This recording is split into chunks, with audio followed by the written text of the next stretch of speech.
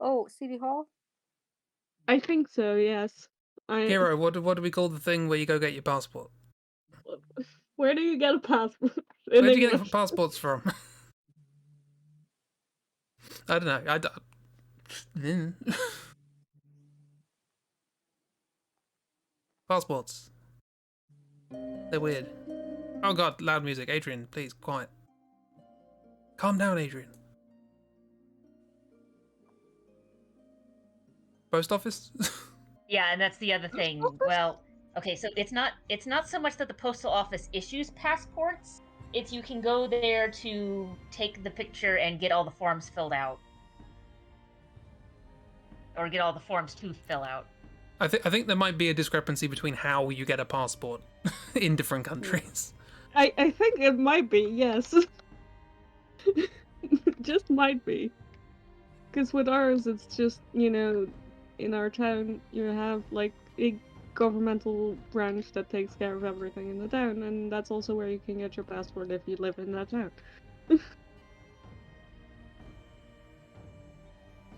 Anyway, welcome to VIA. It reminds me I need to see if my passport needs to get renewed. It's been a while. I've been drawing I was about to grab Procreate all mine. day, so I can't draw circles. What with who? Sorry? I've been drawing in Procreate all day, so circles is hard. Oh, right, yes. But I've had them made for me. Honestly, all these computer-aided circles. Back in my day, we used a thumbtack and a piece of string. Are you supposed to be in Aggie at the moment, Christy? Or Yeah. okay. Uh-oh. Uh-oh. Well, good thing I didn't make fun. I thought I'd check. Thank you. It's okay. I don't want you to lose things. Yeah. I think you can also get one at our local government offices. Am I going to look this up? How do we do it in Britain? Presumably we'll have to get one at some point. They're useful. Oh yeah, we've got the crappy ones now that are like black. Or blue, or whatever. They were supposed to be black. That's one of my favourite things is like, oh, we're going to leave the EU, oh, fantastic, we can get our blue passports back. They were supposed to be black, but the dye was crap, so it looked blue.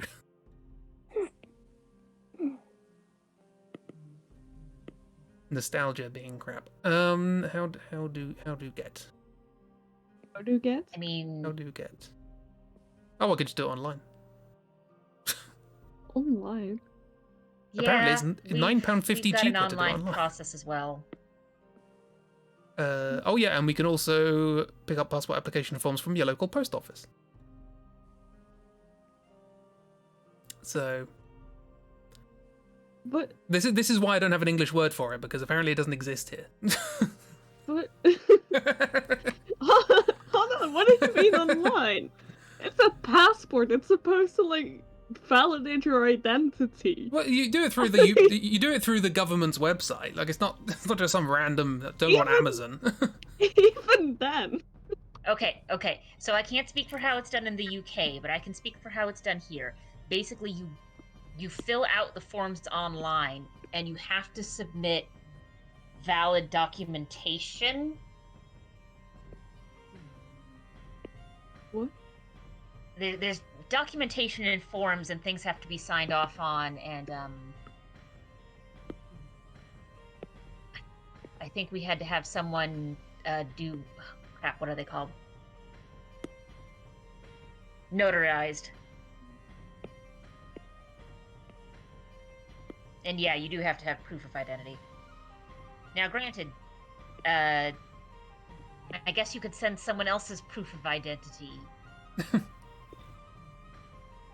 But to be perfectly honest, even if you're doing things face-to-face in person, you're just sort of assuming that the stuff that they're handing you is relevant anyway. Sorry, I just a lot of people do not have sufficient training to tell when they're looking at forged documents. yeah. Well, if you're worried about the security of doing it online, don't worry. I've just clicked on the online thing to see what kind of things I might need to send. And it says right at the top here, beta, this is a new service. Your feedback would help us improve it. Very safe. I trust my government wholeheartedly with information security, particularly given that the Home Secretary got fired for sending off emails on personal accounts. Don't worry about it. We know what we're doing here. We're not a mess. Yeah, sure. Anyway, we're not barely hanging on by a fraying thread. Yeah, sure, I guess. Anyway, enough of that. Welcome to VIA, where everything's connected and nice, and everybody gets along, and we don't have to worry about things like passports. How is everybody? I have like 5 weeks left of the semester. Yay! And I'm very tired.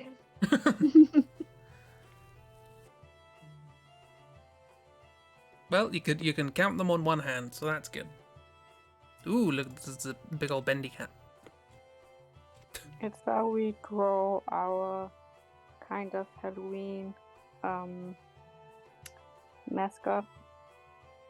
It's not really Halloween, it's in January, but it made me think of it. Genuine.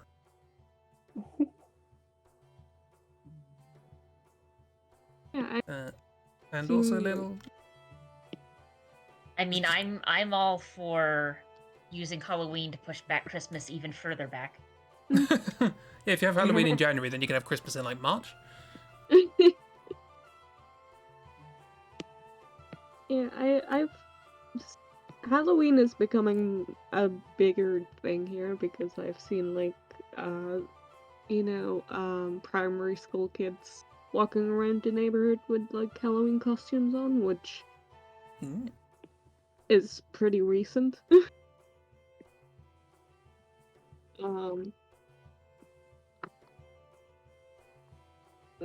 And with recent I mean like maybe 5 years that it's been a thing. Yeah. It's when I was in primary school, we never did anything for Halloween.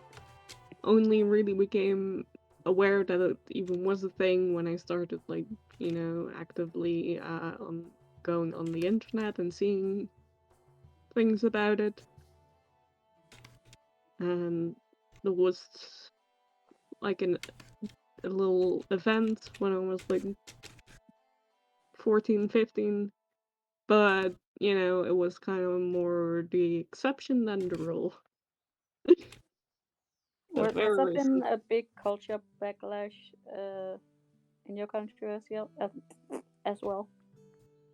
I wouldn't say there's been a culture backlash. It's more that people just don't do it. It's more that, like, actively, like, they have to, like, ask people in, like, the neighborhood, like, in, like, flyers they put out of, like, hey, if you wanna, kids are gonna come around the neighborhood, if you wanna be part of, the experience, just let us know, and, have a costume and candy ready, that kind of thing. Like, people generally aren't investigated in it. But that's so nice, though. Including people. I mean, it's also, very stereotypical Netherlands of like, okay, we're gonna do this, okay, let's organize it and have people call us and make, we're gonna be a part of this. No spontaneity of anything.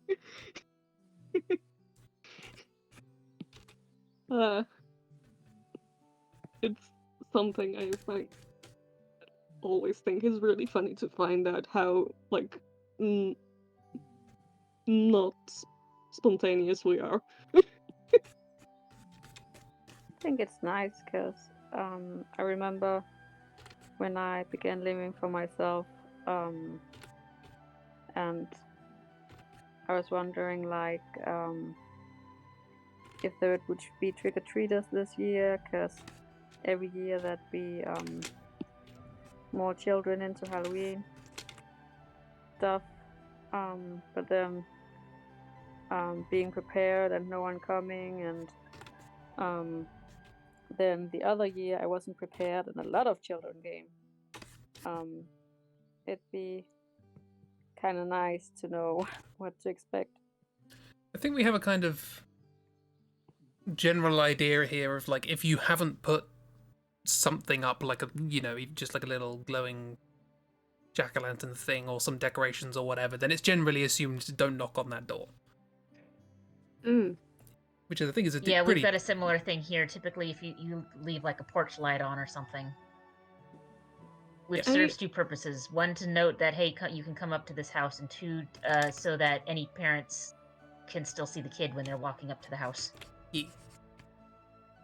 That makes sense, and I guess it also makes sense then that we've just kind of been like, let's organize it this way, because I think that's one of the things that, like, if you quote unquote sign up to, you know, be a house that people can get candy at, you have to, like, you know, have a little light at, like, your walkway or something like that. I would say porch, but we don't really have porches here. Don't have porches, you don't have post offices, what is this? I mean, we have post offices, we just don't get our passports there. What kind of maniac goes to a post office and expects to get a passport there? That's insane. I mean, I can't speak for the UK, but the post office is one of the few government agencies where if you go there for help, they will help you. Yeah, and that's also frankly insane to me. Oh, trust me, we know. Post office is for post. It's in the name, you know. It's post. Although, because of various historical factors, it's a federal crime to steal someone's mail if it's gone through the U.S. Post Service. Now, if it's gone through like UPS or FedEx, those are private companies, so that's not covered under this. So, stealing someone's mail is a federal crime. Yeah, I honestly, like, the whole concept of someone stealing your mail is something so American to me, because I've never heard it, like, happen here. Like, the first time I heard about it, I was really like, why would you steal someone's mail? Well, you have to remember, the U.S. Post has been around for a very long time. And the United States is very large. And a lot of the mail that it was managing was mail going out to homestead areas, in which case they were getting mailed in a lot of necessities. I guess, yeah, if you've ever seen like a cat, you know. From a historical perspective, I understand, and I understand that you'd make it a federal crime. I just don't get why people do it now. America is still mostly empty. There are still wide tracts of America that, you know, a vehicle will just drive through for hours and see nothing, and that is a great time to hijack things. Yeah, but I mean, actually, like, these days most mail thievery happens directly out of your box. I mean, I know. I just want somebody to catch a mail van with a lasso. It's just me. Yeah, I mean more like porch pirates. Is that the term for it? Like, yeah. What? What are you talking about? Do they go R? No, they steal your packages. No, that's boring. Yeah, I mean, it's like, That's a terrible costume. especially Get a better one. around Christmas time, they're like, oh, hopefully it'll be something good that we can resell on like Amazon or something. yeah, it's. I don't know. It's just a very like I cannot imagine like someone doing it. And that's because you are a nice and honest person who doesn't resort to thievery of other people's property. Yeah, but also just in general, like the whole concept is so like foreign to me, like literally foreign.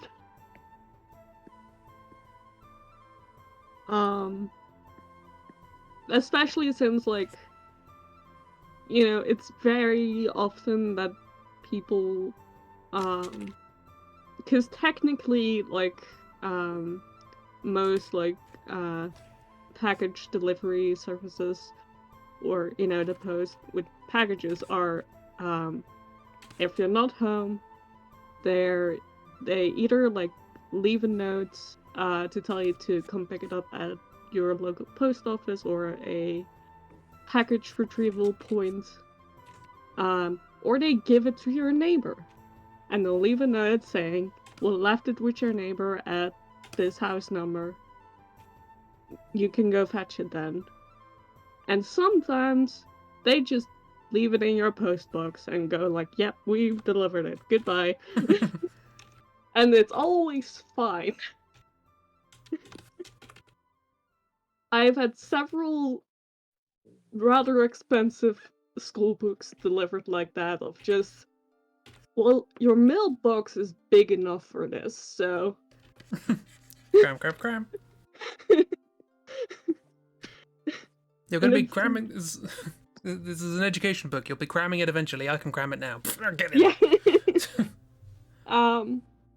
But yeah.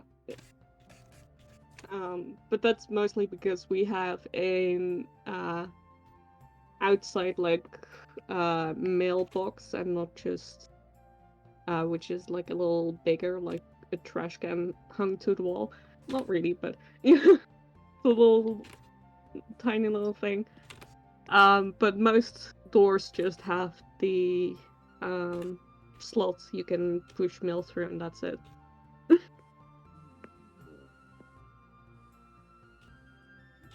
I don't know why we're discussing mail. That's why Yeah, it's... I make this go on for too long. I mean, right. the mail is an important thing here in Project Mia, so... That is a good point, yeah. The entire We do first have act a of the game is postal to do with the service. postal service. Mail Lizard would be proud that we're talking about security of packages.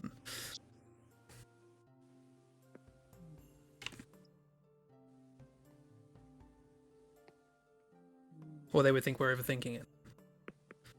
Mm-hmm. I mean, probably.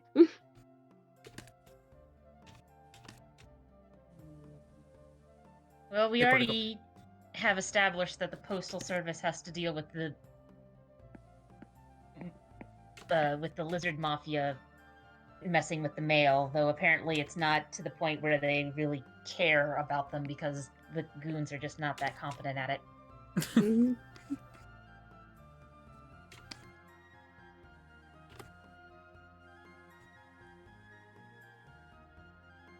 Anyway, Kira's been saying a lot of things and I've been reading it and haven't had the chance to reply. Yes, Kira's gonna wrap a bandage around their left hand, just so a couple of fingers are showing, and go as Ethan Winters for Halloween. Yeah. Is that the fungus one? Yeah, that's the fungus one. That's the fungus one. Okay.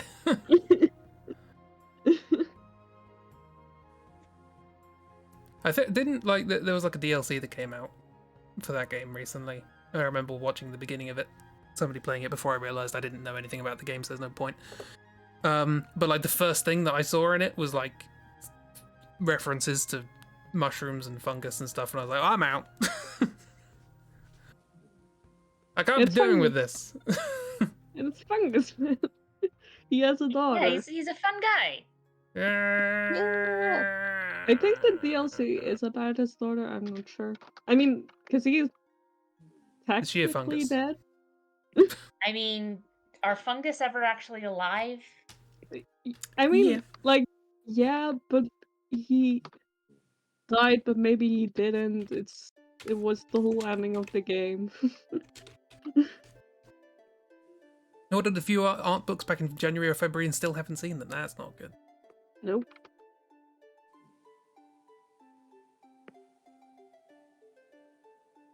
It's not fine. It is not fine. You deserve to get it's- things when you order them. It's not fine. I still don't know if Plamps received the Patreon package. Because the first one came back to me, just drenched. In complete disrepair. Did they drop it in the ocean? Yeah, I think Plamps responded with, "Oh, I told them not to use penguins as mailmen." But in that instance, I was actually quite glad it returned back to me somehow. The address had fallen off. But because if Plamps received that, I would have been very upset.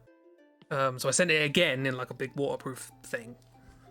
And I still have no idea if Plamps has got that. So postal system, what are you gonna do? I mean, to be fair, when you think about what the postal system has to do, transport things across the globe, it's kind of fair enough. But Yeah, but that's their usually, job.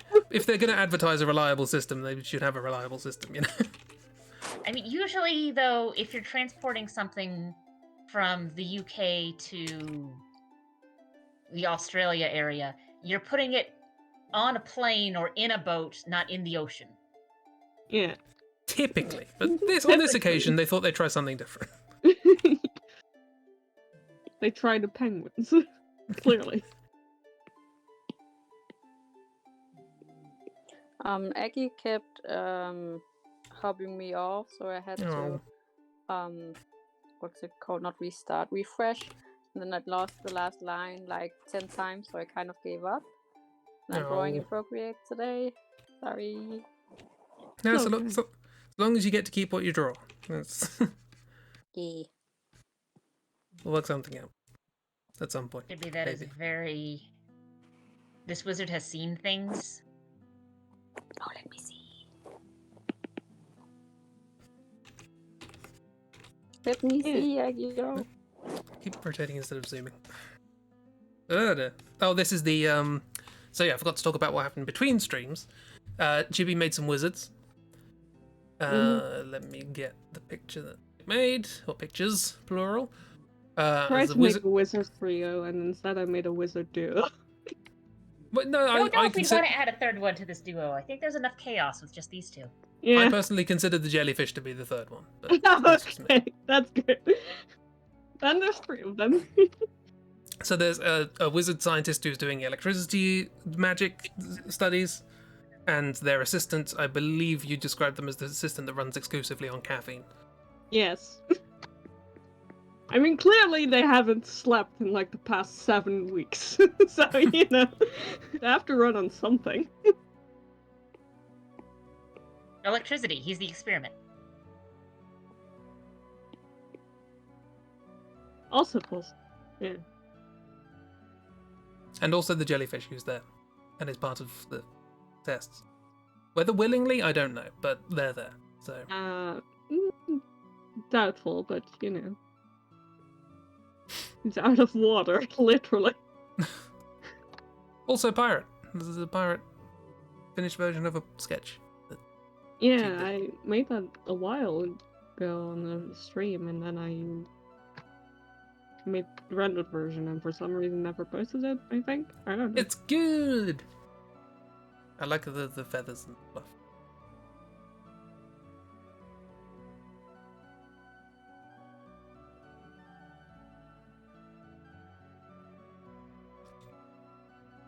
So yes, now we know what this wizard has seen. Horrible experiments involving electricity. Exactly.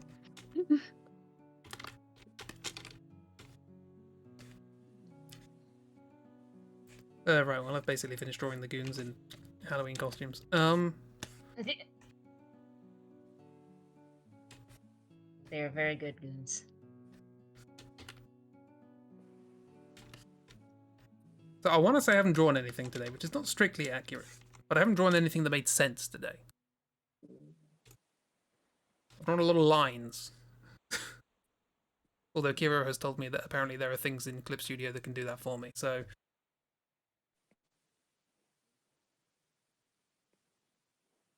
Lines! Spoilers for tomorrow's drawing. Junji Ito draws a lot of lines. Ooh. I still Yeah. need to finish that one. I also drew the background twice, because the first time it looked awful. I I got mean, another jack-o'-lantern. to a certain extent, that's also sort of par for the course with some of his work, because it's like he has a lot of technical skill, and he uses it to draw things that are highly upsetting to look at. Yeah, I stumbled upon he used to be a dental technician. That was his original job. Sense. And he takes a lot of inspiration from like anatomical drawings in like books about medical stuff. Yeah, ye old medical diagrams are also horrifying to look at. The stuff that you see in biology textbooks these days is like cartoony in comparison. Yeah. Medieval medical diagrams, that's where it's at. Those are hilarious. I will actually show my favorite. I suppose to some people this is creepy. To me, it's just really funny. My favorite picture I found while looking up Junji Ito references, which I'm guessing is from just like a little short story about somebody who got murdered and they're trying to work out how they got murdered. I think it's funny. Very curious now. I will put spoilers around this or whatever, just in case.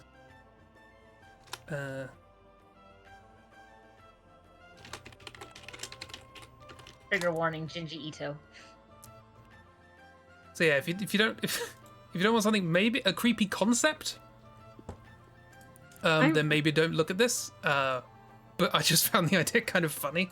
It's like, oh no, somebody got stabbed while sitting in a chair. How did they possibly do it? They were the chair. Oh, that's the idea. Okay. Amazing. That's They not were what I hiding thought in that the was. chair, and they had beans. I've seen I just thought that's very sitting funny. as a chair murders someone else before. Not just I've only seen this picture, so I don't know the plot, but I'm assuming.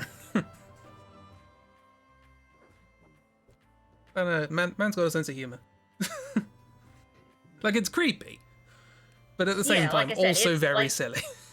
It's drawn to be very upsetting looking, and it is very upsetting looking, especially with the imprint of the face in there. Yeah. Like, you could have told me that the person was killed by stuffing them into the chair and just having them suffocate in there. Oh yeah. But no, apparently they've got enough movement to stab someone. So. I don't know how. Their No, arms me are in neither. the arms. Yeah. But they're also kind of the hugging arms you when are they're... in the arms. Yeah, the arms are the arms. They're kind of like... Originally when I saw this, I thought it was just like a kind of like creepy, like, stalker sort of thing, and they're in the chair and they're like, I'm embracing you and you don't know, or whatever. But no, it's just they wanted to stab someone. It's like a really weird way of doing it. A lot of, like, effort to stab someone. I know. Like, how would you even... Like, you'd already, like, have sold him the chair? And you Like, were already inside of it at that point, I assume. Like, Murder, how deal. long of a con is this? Like a spring... If you sold him the chair, but a spring-loaded mechanism would do the job. Like... Yeah, it's like, at this point, I think you're looking at, like, a long con of, like, maybe a couple months. Well, yeah, they've got at least 6 cans of beans. That just seemed like a lot of effort to stab someone, you know? Like, I feel like you could do it more efficiently. Probably. I mean, at this point, just get hired by, like, a haunted house place. Like, Yeah. ooh, it's the spooky chair that moves, because there's a person in it. Yeah.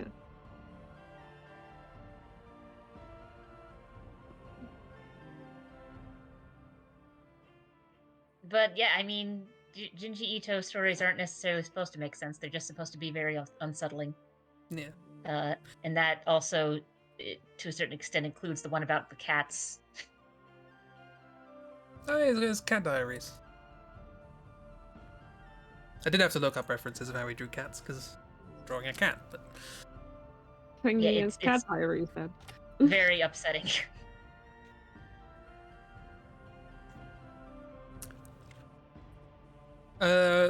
Speaking of upsetting, Via. Yes. We should probably talk about that. It's becoming less and less. We're slowly approaching just returning these to doodle streams. Yeah. Soon they will. Okay. I mean, we made more. So areas. I guess. I guess this is like the closest to a Halloween stream we've got, so we could do like a spooky area. We've got a spooky area. Ooh. Plenty of areas with potential spookiness, so you know. Yeah, we've got the abyss. mean, in my opinion, the spookiest areas are the underworld, which doesn't have a whole lot of people in it. Yeah. On account of the fact that it's the underworld. Various parts of the floating city, because who the heck knows what's going on in there. Yeah. You should do a whole Bioshock game in that. That'd be fun. And parts of the caves, only because it's like one, we're sort of right next to the big portal, and there's a lot of leftover ruins that no one is doing anything with. Like it's just there, and you have to think about it, which is sort of worse. Now there's some areas where there's like potential for spook, but it just like I'm sure there's areas of the Wizard Tower where you're just kind of like, I hate this. But there's other areas of the Wizard Tower that are like, I hate this for reasons that are entirely unrelated to yes. factor. I hate this, and it's deliberate. The most like horror-y, spooky place would be the floating city. Yeah. Mm-hmm. Which is weird because it'll be like up in the sky and it'll be well lit. Yeah. At least outside it will be. But also you have like creatures like Jonathan walking around, you know? Sentences. It's a Bioshocky problem where it's like we've got high-tech things, but also everything is horrible science monsters and they're going to kill you. Oh okay, yeah, and then I guess we've got areas of the depths where we've got unknown horrors. Oh yeah. So it's basically what Bioshock Infinite. The floating city is Bioshock Infinite. We got the city up in the sky.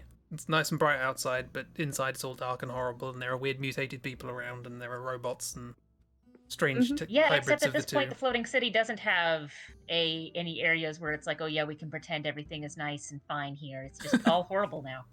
I like the idea that there is an area like that when you first arrive, but it's like, you know, the mutated people just trying to pretend that everything's fine, even though, like, they're stirring their drinks with guns and. I mean, like, yeah, if you doing live a really in a bad job of society like the floating city, like, your, you know, bar for normal and fine is, you know, very, very low. Every time we have to go to the ground, and we are in the sky. Yes. So we can't see the bar, so we don't know what normal is. We might not even have gone over it necessarily. We might have gone around it. Every single time we had to go into the water and raft, you had to look away. Oh. Water's scary for some people. I mean, I don't like putting my head underwater, but that's just... I like breathing, you know? Same. Fair. I don't like the idea that if I do the thing that I do every day constantly without thinking about it, if I do that, I'm gonna die. I don't like that feeling. See, my issue was always, so I can hold my breath, but I never mastered the ability to stop water from going up my nose. Right. Which makes it very hard to swim underwater. So I could only ever do it if I had, like, the face masks that cover your eyes and nose. Mm-hmm.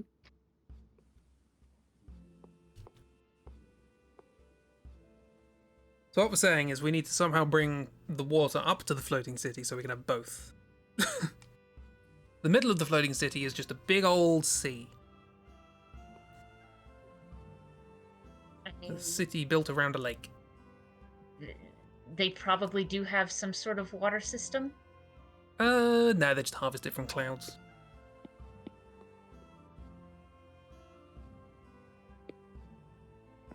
Just set up a net and catch a cloud as we drive by. Yeah.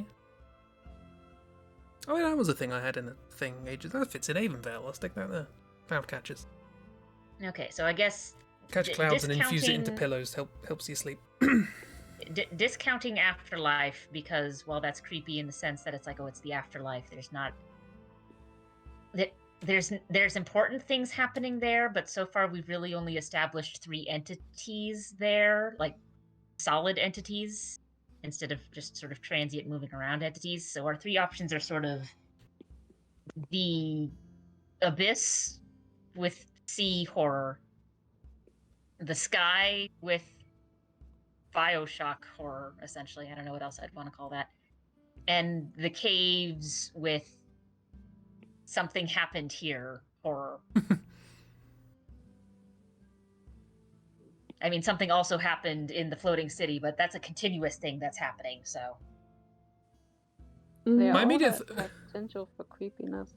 My immediate thought, for some reason, about the caves of something happened here horror was that there would be a story told in flashback. I don't know if that would be interesting.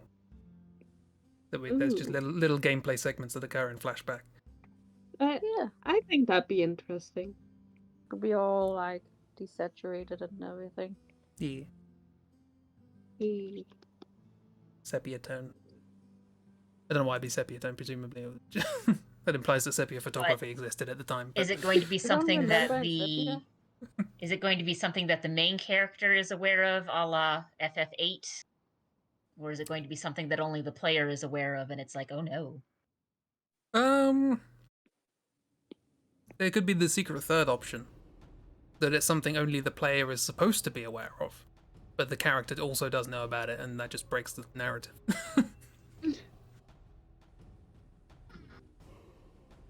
Or vice versa. The character character knows aware about that it, but the they're in player the doesn't. narrative. It depends on what we want to flashback to, I guess. You could do the opposite of Socratic irony. You could do the player has the flashback, but sorry, the character has the flashback, but the player doesn't. What? So the character's just like, oh my god, that's amazing, and the player's like, what happened? No.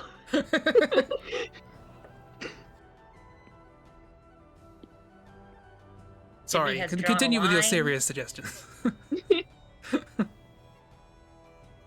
Well, but I mean, if okay, so obviously these sort of outer parts of the caves are a little more lived in, with like the various lizard folk and whatnot, both feral and unferal. But the further you get in, the less current lived in it is, and the more abandoned it is, and the closer you get to death. Essentially, it's sort of a like Orpheus trip down into hell type situation. Mm-hmm. There's a musical about that. Chib, help. I mean, there's a lot of stories about that. It turns out a lot of people like to look at stories that are about loss of a loved one. Mm-hmm. But yes, Hades Town is a thing. Yes. I mean, that's like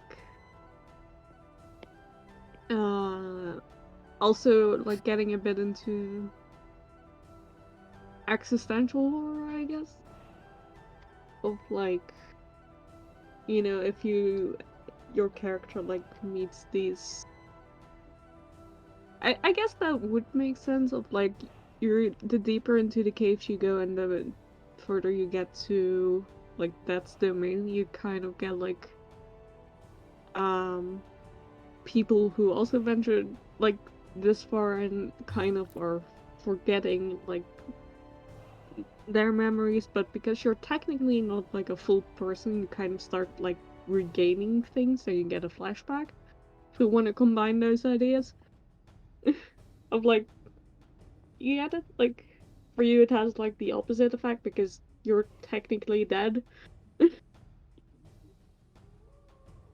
But then you also meet like lots of other like lizard folk who are kind of wandering around here like, I just started walking here and I kept walking and now I don't know who I am anymore, kind of deal. Ooh. It Statues might steal your also memories. be a weird side effect of the whole like we're still dealing with overflow. So it could be while you've got the spirits and whatnot that were at ground zero and thus are refusing to believe that they're dead, hanging out in the Golden City. Around the entryway is just like waiting line from hell, as it were. For hell.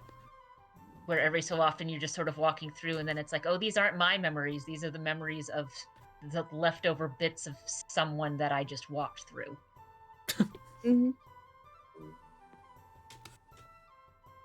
Back to Junji Ito. There's not enough body horror. That didn't appear in a dentist's notebook, so it's... Unless can dentists steal your memories? Is that a thing I didn't know? Maybe I did know, and they took it out. I mean, ideally, they shouldn't be stealing anything. Ideally, if they take anything, it's because you're there for them to take it. Unless what they did is they take away the trauma of what they've just done. That's pretty good. Do that. If you're going to do something horrible to me, make me forget about it. You know?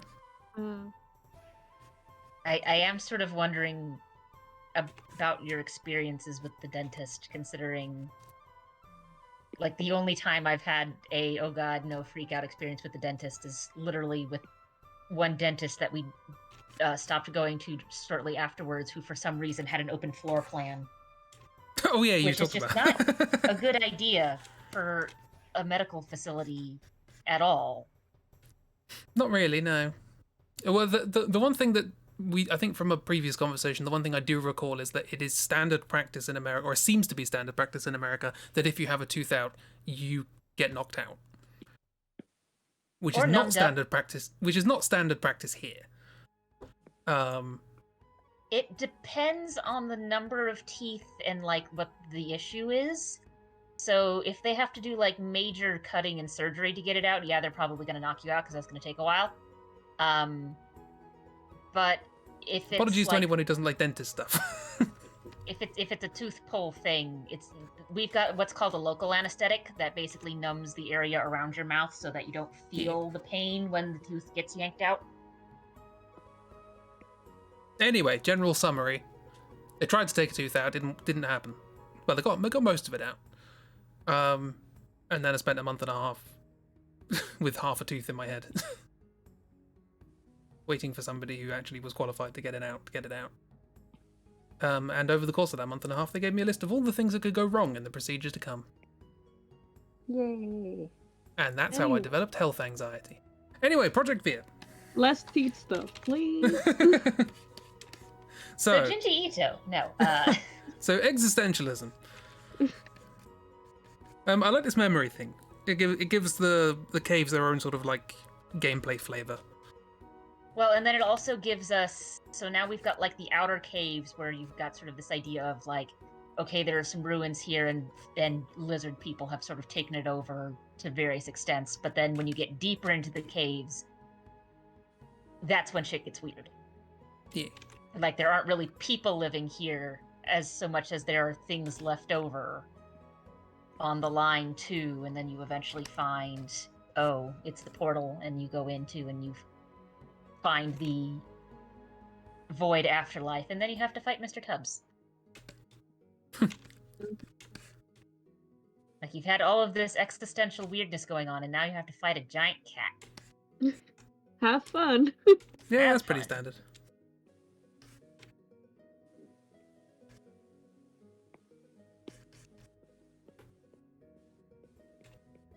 I keep thinking of the cat in Elden Ring. The what? You still haven't found the cat in Elden Ring? There's no cat in Elden Ring. There is a cat. There's not a cat. Is there a cat? There's a horrible cat. Horrible cat? Horrible cat. I mean, there are lions. I mean, a lion is a cat. Yeah. I could have drawn No, this Chibi's is, companion persona with a lion. I'm happy with the cat, thank you. He got a kind of Shalquar thing. Shalquar's cool. He's immortal. Anyway, Elden Ring cat?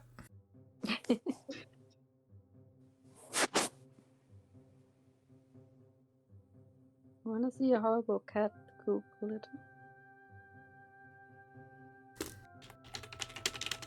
I mean, if it's an Elden Ring, it's going to be a horrible whatever it is anyway, just by default. Yeah. It's a boss. Boss? What? I fought all the bosses It's a in the boss. game. Cat boss.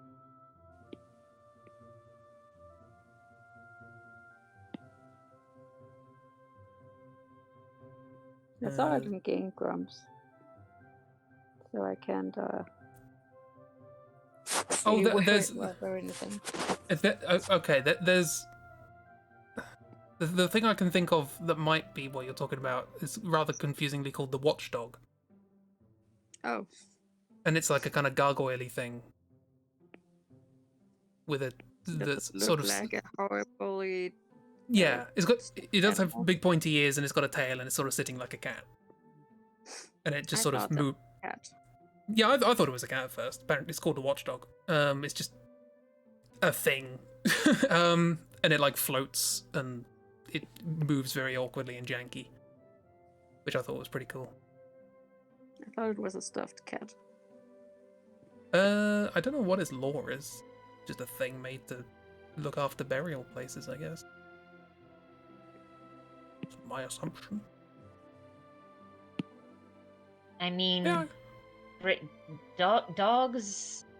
There is folklore involving using dogs as like the spirit dog thing as a protector of a graveyard. So makes sense, I guess. Yeah. Except I when mean, you see it. there are also the There's a watchdog in Bloodborne. That's a good big doggo that has lava. It's full of lava for some reason. And it runs around. Instead of 'cause full of this- milk, it's full of lava. It's full of lava. It's got the zoomies. Why would also- it be full of milk? There's a meme where you've got an animal and an arrow pointing at it. It's based off of a thing where it's like, oh, they were animals so tired because they're just so full of milk. Oh, Well, I can't find anything about these things apart from how do you beat this boss? Which is fair enough. They move real weird. Anyway, Project Via again. Project V. We're an hour in. Very distracted today. Very. It's the Halloween special where we don't talk about Via at all. The spookiest thing of all. Procrastination. I'm gonna dress up as procrastination for Halloween. Really? What does that look like? I don't know. Oh, well, I'll figure it out. Yeah. I'll work on it tomorrow. Yeah. We'll fix it in post. There's no post. because it's Yeah. stolen. No. Thieves stole my post-production.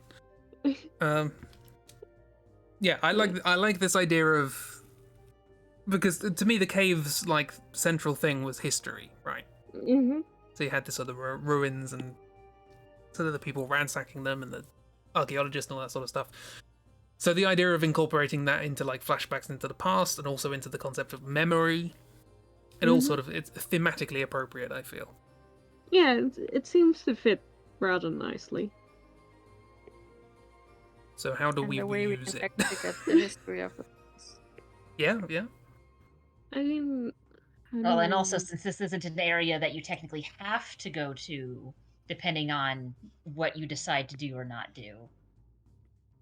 this is definitely this is a thing where it's like, right, we're trying to figure out exactly what's going on, and now you are being shown exactly, well, sort of exactly what's been going on. That doesn't mean you understand the context of what you're seeing. I mean, unless you've been doing research. it would be fun if, like, the further you go into the cave, like, the closer you get to, like, Death's Domain, the more you get, like, you touch, like, the memories, or you interact with the souls, or whatever you want to call it, of the people who were, like, at the catastrophic event. Yeah. And My immediate, you know, my immediate thought is it's like statues. Like you're getting sort of memories of people from the statues of them. But like the further away you are from the sort of epicenter, the more fragmented those memories are, and you're just getting tiny little bits and pieces. But then as you get it probably closer, also takes some time to be able to get down there, because we need our various MacGuffins from various areas while we're exploring, and these are not simple. We need the Batwing These suit. are not simple things to be traveling through. We do in fact first need to collect some things from some bats. Sorry, I just like the idea that in order to get all these memory flashbacks, there are all these statues, and they're all sort of littered around and so on and so forth. But the only time you get to them is when you have the Batwing suit, so most players just fly straight over them and completely miss the story. Oh, of course. And in order to mitigate this, the developers had the bright idea of just embedding statues in the ceiling. I mean, there's already a button ceiling, so why not? True, yeah. Let's not talk about where they're embedded. It's a Colosseum. Colon? No, I'm not going to finish that. That's what I said. Just Oh right, okay. In a different pronunciation.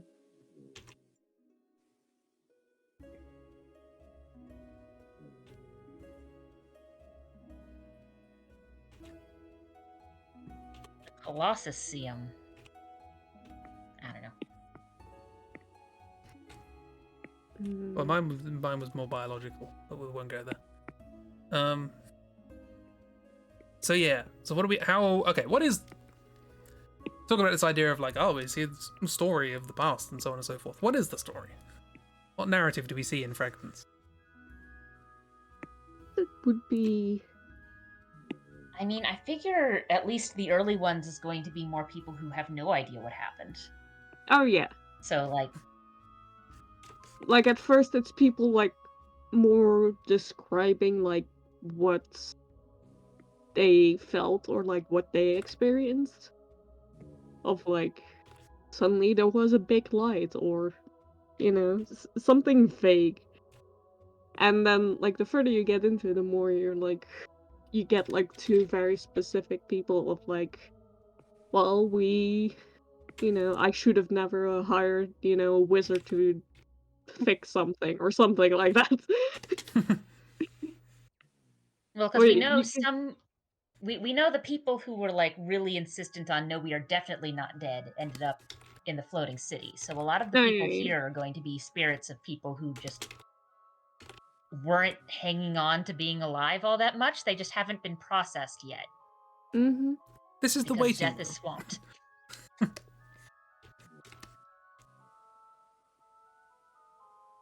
Yeah, So this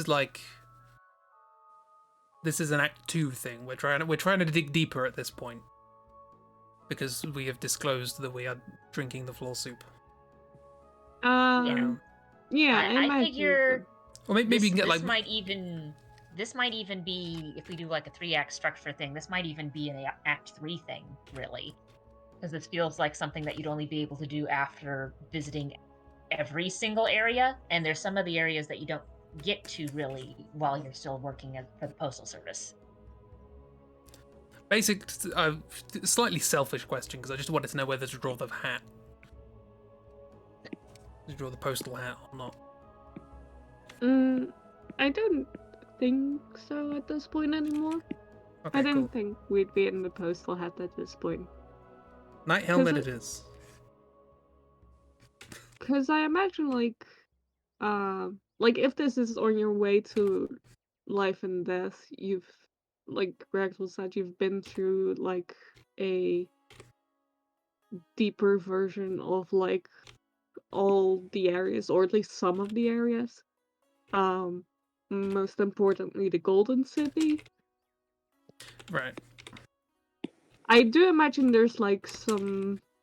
in the fragments of memories or whatever, there are some, like, heavy, like, references to the Golden City people's spirits. You know, heavily imply that they're, like, dead, and they're supposed to be dead, and they're also technically supposed to be here, waiting. But they aren't. The buggers.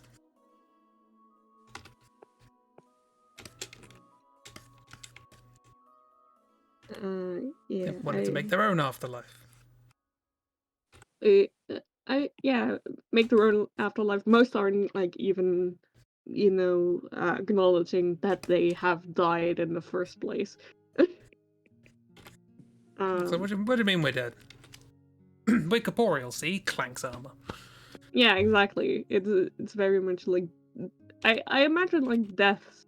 I think Lewis also implied that in, like, his first original thing. Like, death is very, like, shameful to them. If you can see, like, what's behind the mask, and, it's bad. If you can see that someone is dead, no. Get out. I guess that'd also be, like, why they would react so strongly to you not being in armor. Because you're also technically dead. Like, it would go further than you not wearing the right clothes. It's also like, you are also dead. They don't want to see that. That's fair. Is that where you start getting a hint of that as well, I guess? I guess so. I mean, I guess it'd be more fake. This obviously isn't like a stumped situation where if you look at the face long enough, it's like, now wait a minute, where's your eyeball? Like, I don't think you look dead. But I'm sure those in the Golden City probably know in some sense, like with that whole... They can sense you're dead, kind of. But they refer to it, like, as something visual. So they will say things like, why do you want to go out looking like that, or something like that? Like, something very, like, surface level. Yeah, it's like they treat it like you've got some weird affliction that you need to be covering up, and it's like, I showered this morning, I think.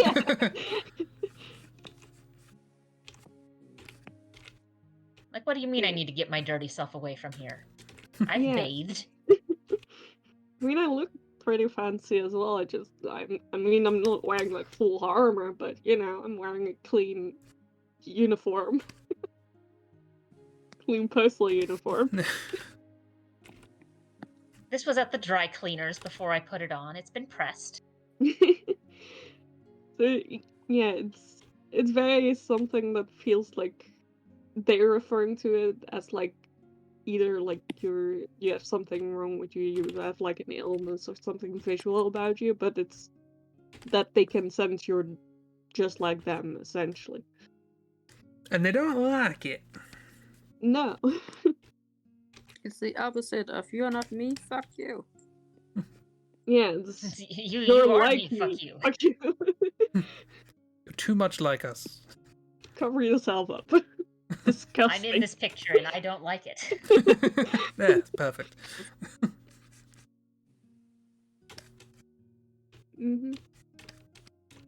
Yeah, so I imagine even... Because I imagine, since we've got this non-linear thing going on here, how much information you know is going to depend on what all you've done. So, like, you probably only really, really know what's been going on if you decided to follow through all of the breadcrumb trails and find the various documents in the archives. Mhm.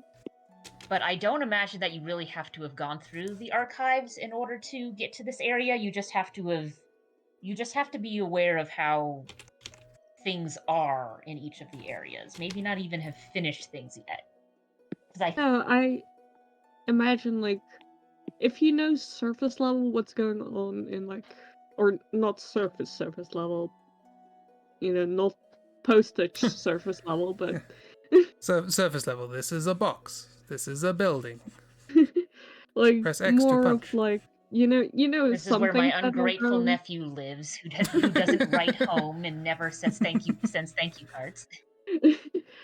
Yeah, like if you know some things that are going on, then you get the gist that then you will be able to find your way here and get more of an understanding.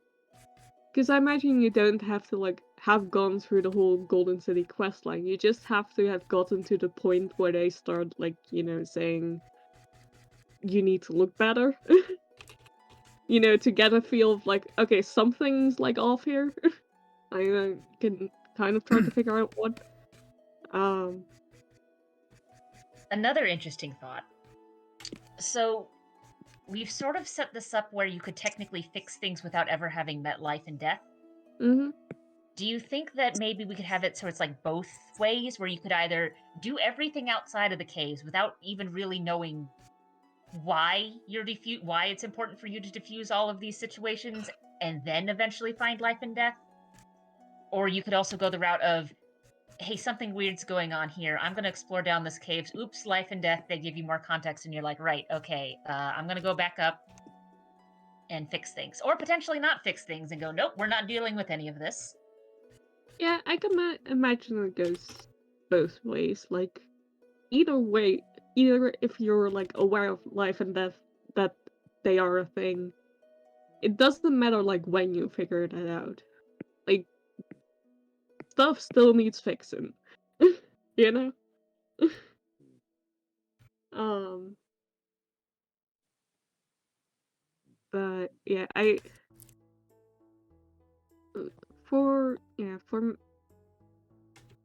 don't really have any ideas for like concrete like memory pieces these things can give you. All I know is that I do really want at least one of these fragments to give you, confirmation of like the Golden City peeps weren't like judging you for your looks as much as they were judging you because you are dead and they are dead.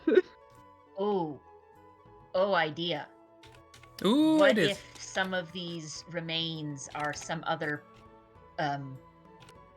clerical errors that were sent out to potentially try and fix things? Oh. Ah.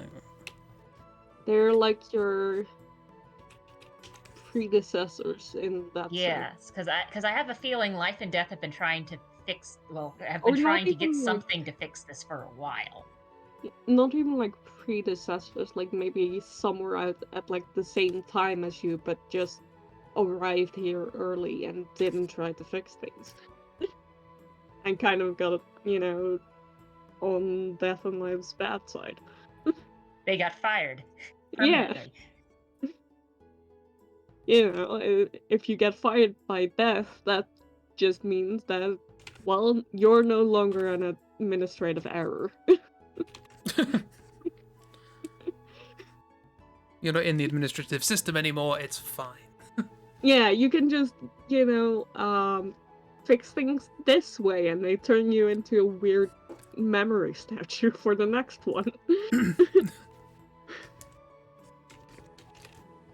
Death is a negligent boss. I mean, they weren't. I don't think they were supposed to have employees in the first place.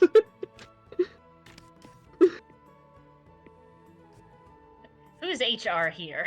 Who's HR around here?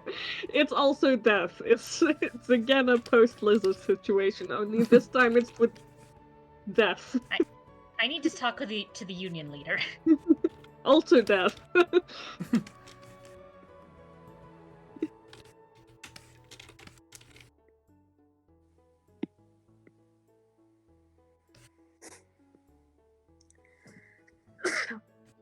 Sorry.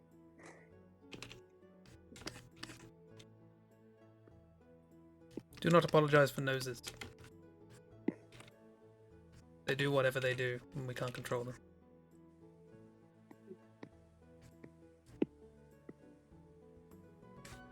I tried to think of a joke, but I can't.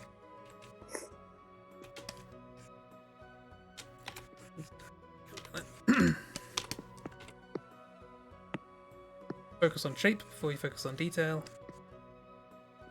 Oh, that's a lesson I never learned. What was it we worked out, Kira? It was kiss ass. Excuse me? Is that? Kiss ass. Keep it small and simple. As I was trying to spend way too much time doing something way too complicated, I said something like keep it small and simple, and Kira pointed out that the abbreviation of that is kiss ass.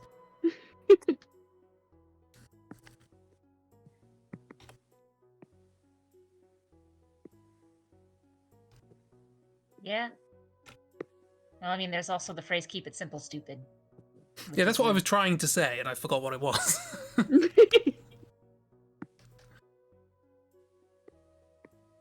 And that's just kiss, which is boring. Like kiss ass.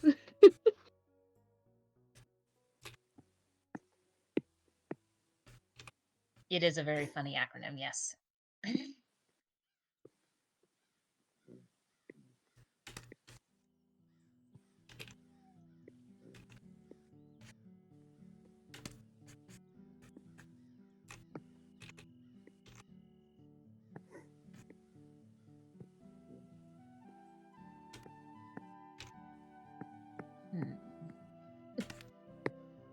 I see you've gone back to Postman hat.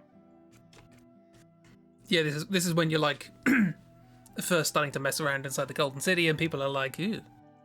Ooh. Ugh. Don't look at me. At some point, I'm gonna have to put all these storyboards in chronological order, but for the moment, I'm just putting down ideas. No, that's fair.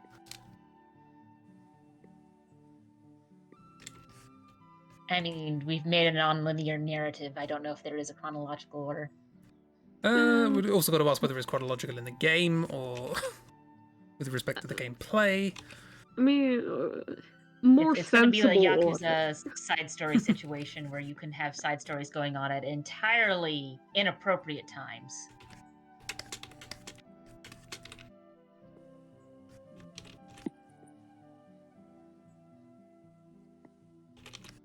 And Yakuza side stories vary from the heart-wrenching to the bizarre.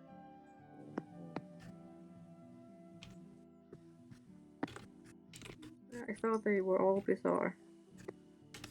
I mean, we did find out that Yakuza 0 is mentioned as a piece of work inspired by the story of Cinderella. So... What? Right, we did find that out. That must have been so obscure I've forgotten it. No, I mean, like, there's one in the one side story in the 6th game where you help an older man who's a father who you knew when you were both younger, and he worked doing pocket car racing. He worked as a person who ran a pocket car racing circuit. Sort of pocket cars are basically these little toy cars that you put on a track and they zoom around and you race them. But it's been like almost 20 years, and he's older now, and he can't do those silly stuff, and his wife's like pushing the son into like prep school type things, even though he's like 10. So kid wants to connect with father. Father is like, oh, but I'm not someone to look up to, yada yada, and so you help them connect. Meanwhile, there's another one where you think you're going in. You think you're going. You're helping a police officer you work with who's like, oh yeah, we're trying to do this internet thing, and it's like, sir, you are getting scammed. We have to go beat up some scammers. And that's not a weird one. That's sort of a middling one. Good quests. Yeah. So, like, it varies. Like, there's another one that's a heart-wrenching one where you end up helping a gentleman who, when he was a youth, was a soldier, and there was, I don't even remember what military thing was going on at the time, but apparently it's a really well-known one out of Japanese history from that time, post-World War II. And he's looking for some quote-unquote buried treasure, and it turns out the buried treasure was letters that had been written by some of his fellow soldiers that had never gotten sent back, that had never gotten sent to their families. So he was looking for it so that he could find the letters to try and get them to whoever was left of these dead soldiers' families. So, wrenching. That's like And a then good there's a quest. side quest on the ridiculous side where I don't remember the context, but there is a room full of fully grown men sitting around in diapers. Oh. Okay then. It goes through the whole gambit. And you never quite know which one you're going to get at the start of a quest line. It could start out where it seems silly, it ends up heart-wrenching. And it could start out with like, oh, this is a serious problem, and then it's weird.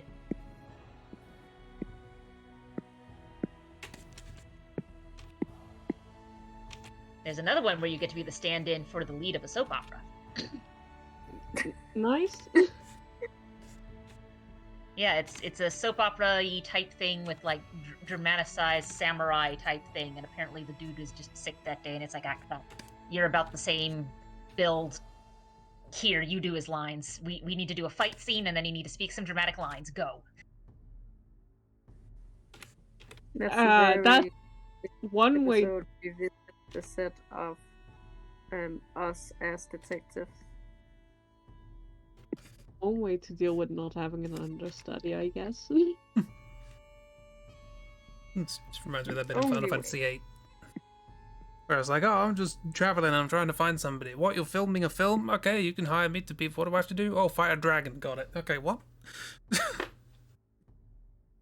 And that just happens in the story and doesn't come back.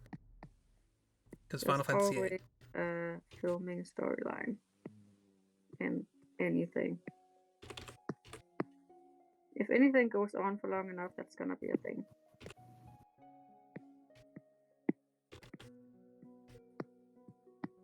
And yes, Kiro is right. The Yakuza series is good. Though 2 and 3's mechanics, battle mechanics, leave something to be desired. I love whenever anybody is recommending any series, there is always immediately a qualifier. Well, it instantly, it it's shows great. its age. The Kiwami, Yakuza 0 and Kiwami, which is a remake of 1, or was it 3 and 4 that show their age? I don't remember. They remade a couple of the early Yakuza games, and those are the ones that you can get a hold of, and those ones they definitely improved the battle system with it. But there's one of the older ones that didn't get remade, where the fights can get sort of sloggy because it's just so much guarding. The enemies guard so much and you can't hit them.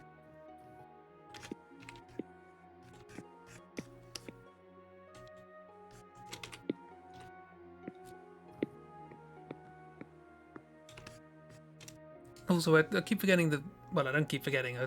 The Golden City is supposed to be full of, like, this sort of futuristic sort of fantasy sci-fi armor sort of thing. I never quite know how to describe it. And I just end up drawing, like, normal armor with swirls on it. Yeah, so I get that. So, Lewis, I know what you mean. I'm just bad at it. I mean, this is also a thumbnail sketch, and this is also only 3 of them, so... Yeah, these are the weird ones, dressed in fantasy clothes. These are LARPers. Golden City has LARPing ghosts. LARPers.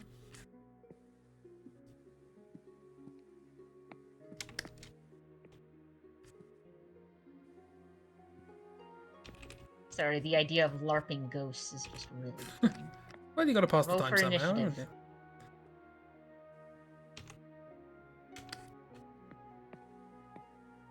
That feels like something you'd see on the sitcom ghosts. There's Generally, a sitcom sitcom ghosts. called Ghosts. It's relatively recent, actually. Well, relatively. Hang on. Chris. The For me, yeah, but like, 2019. Yeah, like. Oh, is properly that the recently. one with the couple that moves into the house that's Yes. just got all of the ghosts in it, but it's Yes. a sitcom instead of a horror story? Yeah, but it's kind of also filmed like a horror, but it's a sitcom.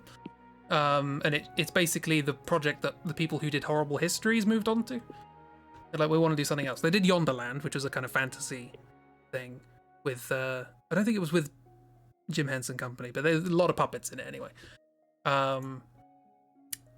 Actually, was it? Hang on.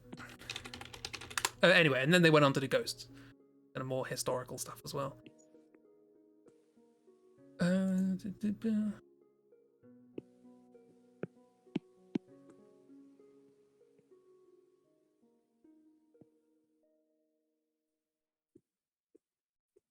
mean, I don't know if it's the show I'm thinking of, because who knows? But yeah, that is the premise. A couple of people move into a house. Somebody gets a head injury. Oh no, they can see ghosts now. classical head injury. But there's like ghosts throughout time. Like there's a caveman ghost and ghosts from the sort of medieval I've seen parts era of and this. Victorians. There's one gentleman who's a scout, scoutmaster, who's got like an arrow through his head.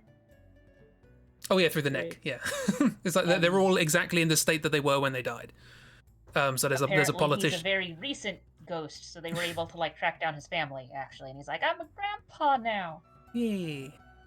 And there's a politician who doesn't have any trousers because they died on the toilet. Great. That kind of humor. And there's one also, scene where like the husband like comes out of the bathroom and like, oh, the mirror's foggy, and then suddenly things are being written in the mirror, but instead of like horror movie style, like it's a thread, it's like a grocery list or something, and it's like, this is not how we're making requests now.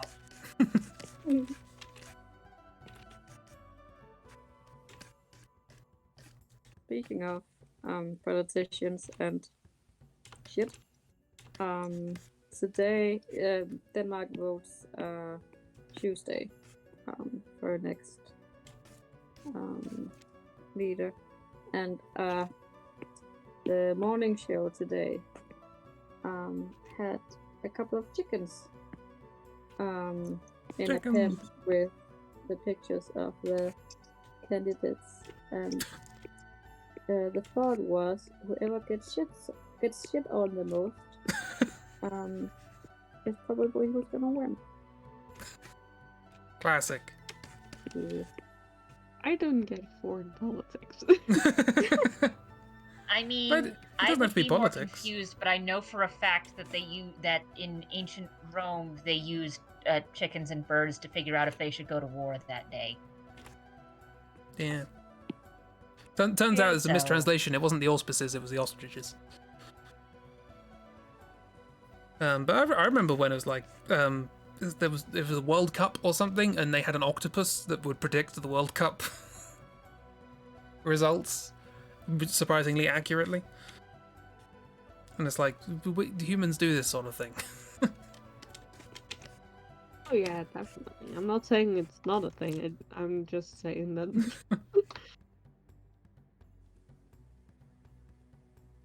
But it's better than the system we have here, which is that we have prime ministers going in and out so frequently. I think everyone's going to get a chance at some point.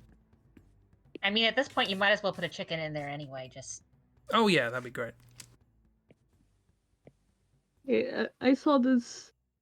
Of course, it wasn't Tumblr, but this little video of a cat walking up to where your prime minister like lives. Oh, Larry.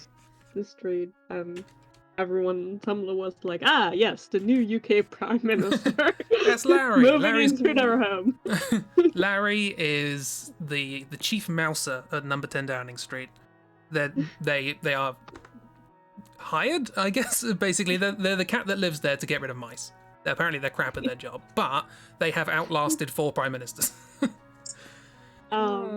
So but also they're because basically in charge. the cat just kind of sat there and didn't do anything, and none of it. Like 2 minutes later, like the door was open. Like they hadn't done a thing.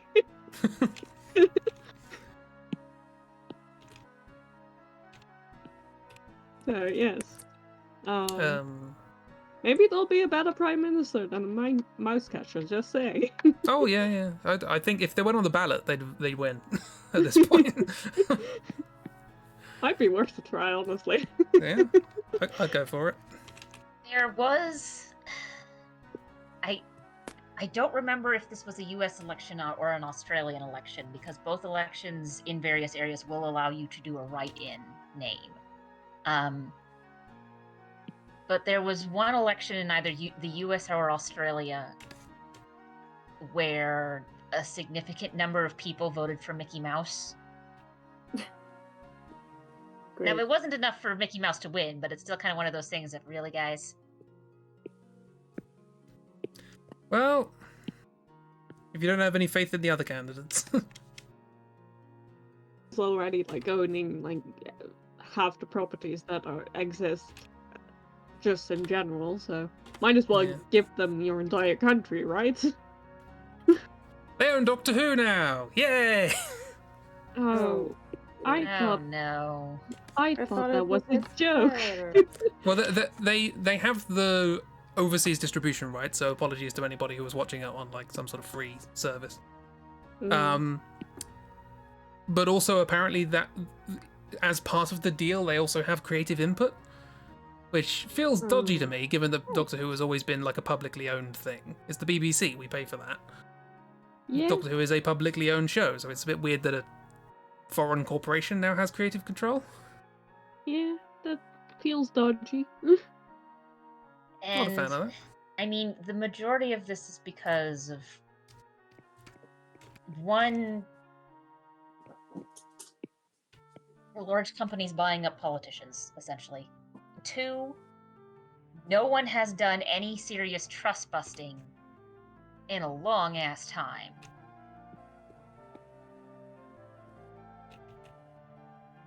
Sorry, I'm just imagining like people kicking open doors to offices with like Ghostbuster guns and zapping executives. Well, I mean, okay, so trust busting is a thing in the United States. Well, was. It hasn't been used in ages. It should be, though.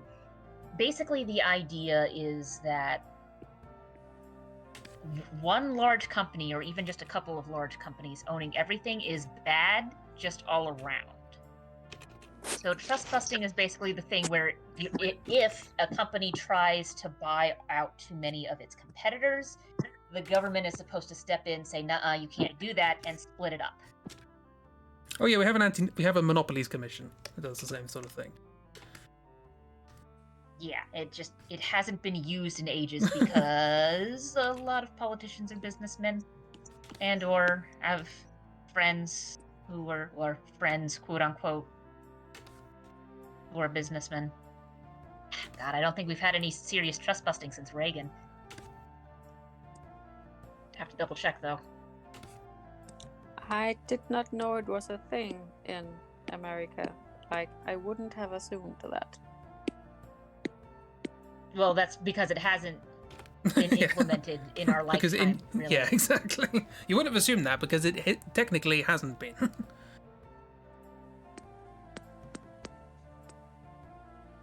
It is at this point a historical footnote. Hopefully, at one point in the near future. Possibly with the aid of a guillotine. This drawing, Chris. There you go. Just do. I'm looking forward to the VOD. The fact that our hero seems to be wearing shorts and sandals. It's the uniform. Like, because the Golden City is up in, like, a mountain. Yeah. So, like, we either went hiking in sandals, which, ow, or we drove a cart wearing sandals, which also, ow. Time. Although I guess if we don't have a license, it could always be that the lizard drove us up here. And I think the lizard drove us. Don't blame the lizard. We're not. We're saying that the lizard is a responsible driver. Yeah. They're not wearing sandals Yeah, because they're not not wearing wearing sandals shoes while at all. driving.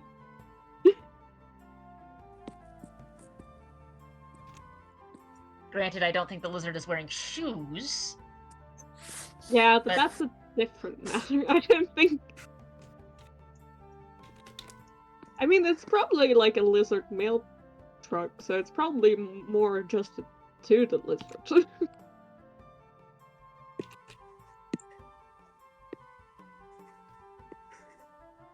I don't know how that would work, but then again, I'm not an expert on lizards.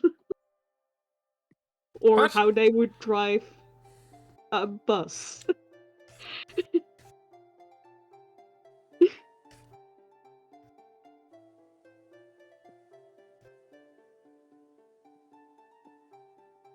I mean, just in general, getting a bus up a mountain is probably very difficult.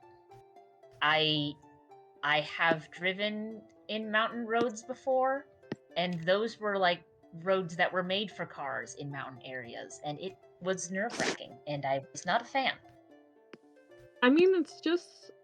I also have I mean, I haven't driven in a car. Because that would be very illegal for me. But I've sat in a car while in the mountains of like Austria and stuff. It's a lot of sharp turns. Yeah. Well, and it doesn't help that going up mountains, usually you've got sort of two options in order to, because you can't just like drive straight up the mountain, because the incline is usually too much, and the car will just slide back down. So you've got sort of two options. You either spiral around the whole mountain, which is usually too much, or you do a switchback thing, where you go back and forth and back and forth. And yeah, though the switches, the points where you switch back on the ends, those can be sort of sharp. Yeah, my grandpa grew up in New York, and if you know anything about the stereotype of New York drivers, yes, he was a delivery man in New York. So yes. Moved to Colorado later in life. Never really changed how he drove. Which meant if we were traveling around there, visiting them, you always kept a bag on hand. Just in case your lunch decided to make a second visit. Oh. fast driver on those sharp turns. I mean, Exciting. okay. Yeah, that's probably my... I'm not gonna ask that. That's my European mind, and especially my Dutch mind, where everything is very regulated at small scale.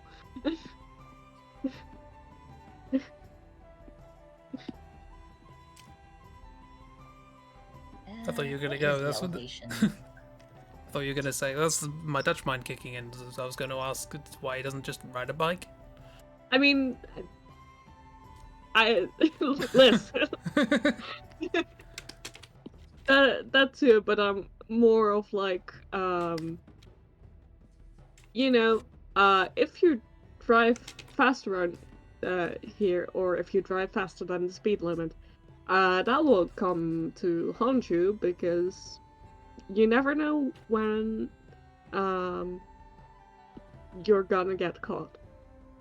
I mean, on these particular roads, there's not enough space to hide a cop car, really. There's barely enough space for two cars going different directions.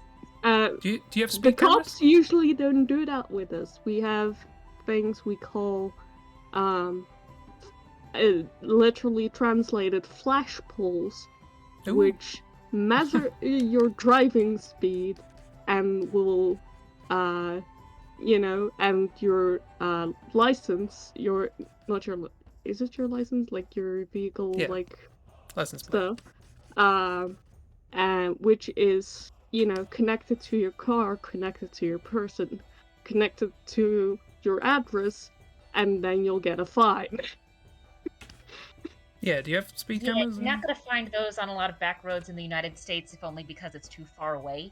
Like, there's a lot of places here where their internet is still via phone line, because that's the only way they're getting internet is via phone line. That's why I said that's my European and mostly Dutch mind thinking of, like, how could he get away with that, but, you know. Yeah, like, there's the roads, these particular roads are 2-lane right there on the edge, so one side is guardrail and the other side is rocks. And along those two sides, every so often, you will see a very, very, very tall pole with reflective tape on it.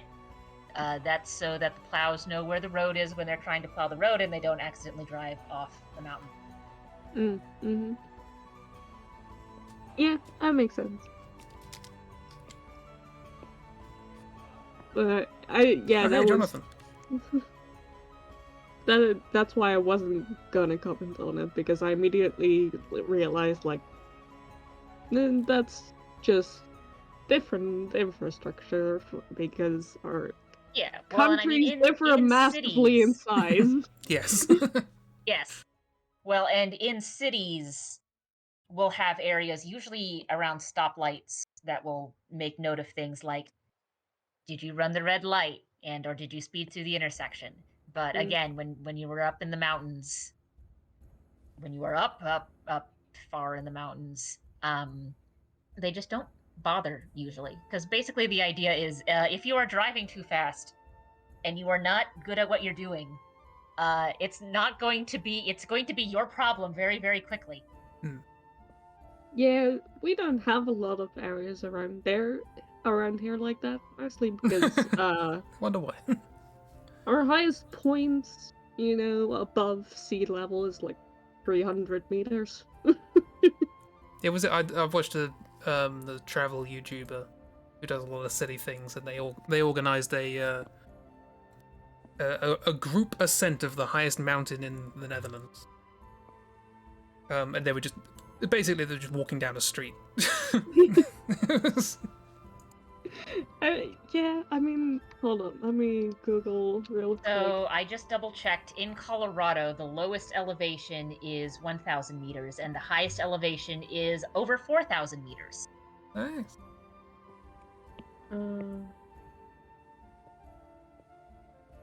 Now, granted, the lowest elevation is a river, which makes sense. But yeah, that's the range. I wasn't wrong. The highest points of the Netherlands above sea level is 322.4 meters. Yeah, pretty close. It's a hill, and it's very close to, I don't know the English translation of that, 3 country points with the Netherlands, Belgium, and Germany. Oh yeah, that's in the thing. They visit that in the thing as well. They do a lot of things about borders. Well, this is a weird border. What makes a mountain isn't so much elevation as relative difference in elevation. Because if you're really high point, but it's all just flat, then it's like, are you really on a mountain? It's called a hill, so, it's not called a mountain. It's just a hill. We're very easily impressed by hills. It's a thing where, like, if I because I've traveled, like, abroad with my parents and stuff, and with the family and everything. If we go to, like, literally any other country, if you walk around in the city in any other country, it will have more variation in height than most Dutch cities. Or, most of the Dutch country in general. There's also a video by this person called Luxembourg versus the Netherlands. Who has the best mountain? I'm gonna guess it's Luxembourg, honestly. I recommend their channel. It's funny. Also, it's not Holland. Silly. Bad traveler. I think they mentioned that in the video for some reason. I remember looking. I remember when I first saw it, I was like, I know that's in the thumbnail and that's going to annoy Chibi, so I won't recommend it. Yeah, I remember they make a thing about it. But Always Holland. It's not Holland. yeah, but is it in Holland? No, it's not in Holland. It's not in Holland. Okay, yeah. No, it's yeah, it's in hold on, where is it? Because it's near the border with Belgium and Germany, so it's in the south. It's like absolutely the opposite of Holland almost. I thought it would make sense that it would be in the south, actually, wouldn't it? Given that Yeah, the north is sea. It's one of the most southern points in the south of the Netherlands. But yeah, I do remember first watching it and thinking I'm not going to recommend that for that exact reason. And that's why did it not show that? It had a thing on the wiki and then it didn't anymore. Oh, there we go. More importantly, they also do things about weird history, so I'll recommend those as well. Like this. Christy has drawn a lot of lines. Christy has. Look at this. Look at this. Christy's. Oh, that's a video of something. Let me show the thing on stream. When the conversation was done, I was gonna ask something. Continue. That's cool. Ask. I'm doing hopefully I'm doing what's it called? Painting book. Coloring pages. There it is. Coloring book. Yeah. For my nieces this year. Aww. Like printables. And I was gonna ask if the perspective makes sense and if the car, if it's or the truck, if it's pulled closer, will it become the focus instead of the house? Hold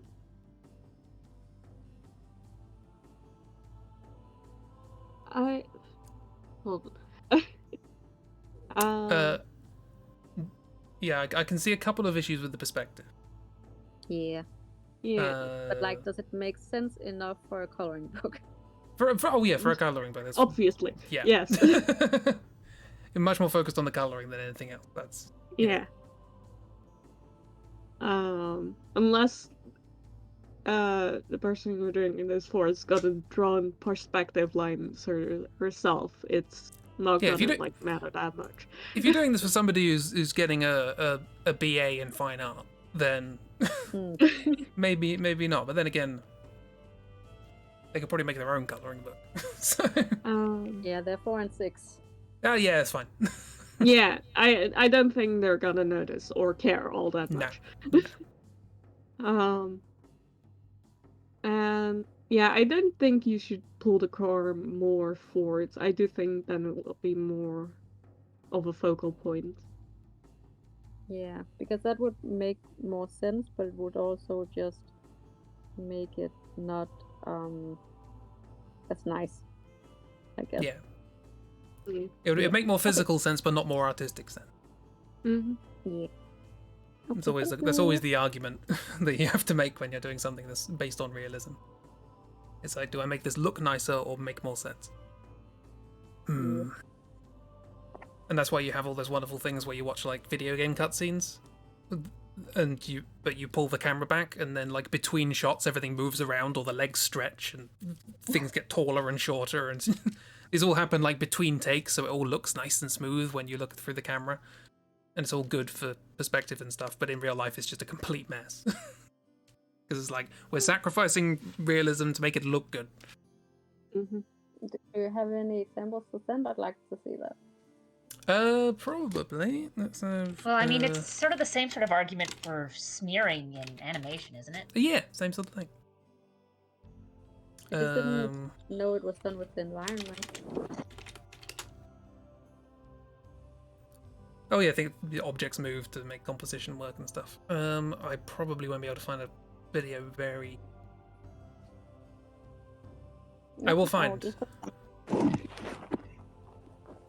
There's a YouTube channel called Boundary Break. They usually have a good things where they sort of their tagline is they move the camera anywhere they want, and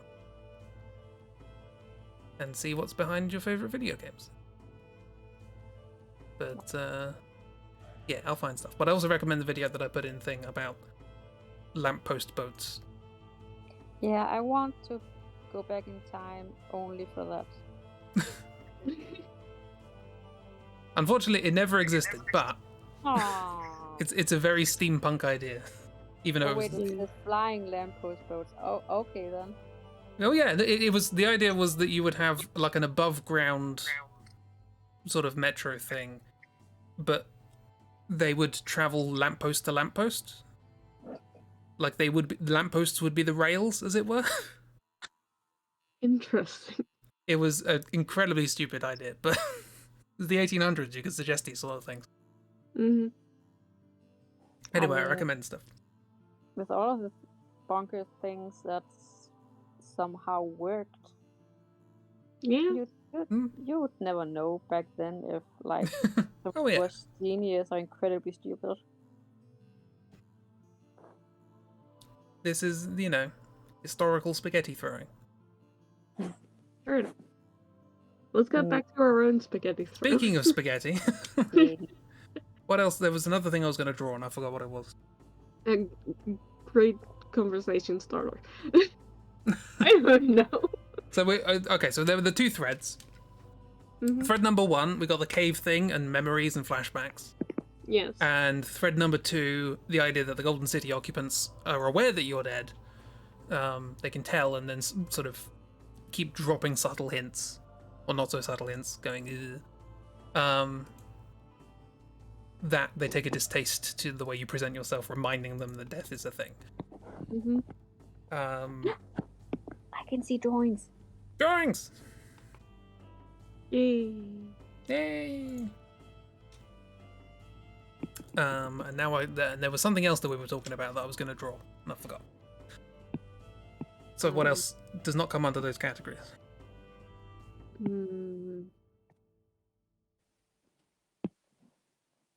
Oh, can we? Okay. The other thing I can think of is we brought up that maybe some of the memory things were past clerical errors, but I don't know if that really needs its own Yeah, idea that's panel. a fun idea, but probably not. I was thinking of maybe sort of restricting it, because like I don't know if these these statues, are they necessarily all unique as to whether or not we could have our trio for the caves be people who are dead. They're 3 people from history who witnessed this, and you're just, as you're going through, seeing statues of these 3 people. Mm-hmm. And you're seeing the events through their eyes. I like that. That's also fun in the sense of on a meta level, because we already have a trio of lizards and amphibians in the goons. I'm just imagining this being like a Rosencrantz and Guildenstern's type situation where they're seeing all of these events, but they don't exactly know what's going on, and they're missing a lot of stuff that they're not there to see. And that way, the player doesn't know exactly what's going on either. Mm-hmm. Should it be possible to make the wrong choices in this? Oh, you can make the wrong choices everywhere. But like with actual, like, I want to replay this because I did a bad, kind of. That bad. Yeah, that's... like, the big thing is, like, you either, like, end up helping life and death, or you end up killing them, so there is already, like, different pathways you can go.